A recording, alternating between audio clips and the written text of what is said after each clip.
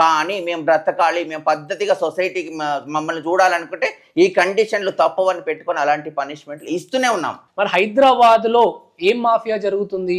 హైదరాబాద్లో ఎందుకు గురువులు ఎవరైతే ఉన్నారో వాళ్ళు ఎందుకు కఠినమైన చర్యలు తీసుకోలేకపోతున్నారు? ఇప్పుడు గురువులు కూడా ఏమంటారు కరప్ట్ అయిపోయారా? అంటే ఈసారి ఇప్పుడు మీరు చెప్పాం కదా, ఎవరికైతే కడుపు నొప్పి ఉంటుందో వాళ్ళకు ఆ బాధ అనేది తెలుస్తుంది. ఇప్పుడు మా ఇక్కడ విలేజ్ జిల్లా వైజ్ గా ఉన్న వాళ్ళందరి మీద ఎఫెక్ట్ పడ్డది కాబట్టే ఈరోజు మీరు ఇక్కడ కూర్చున్నారు, మేము కూడా ఇక్కడ కూర్చున్నాము. అంతేనా? మా కడుపు నొప్పి ఉంది, మా అందరి బాధ అది. అక్కడ కూడా మీరు అక్కడ ప్రశ్నించండి, అక్కడ ఉన్న వాళ్ళని కూడా. ఆడ కొంతమంది మంచి వాళ్ళు ఉన్నారు కదా, ఆ మంచి వాళ్ళని పిలవండి, అడగండి. అక్కడ వరంగల్ దాకా మమ్మల్ని పిలిచారు.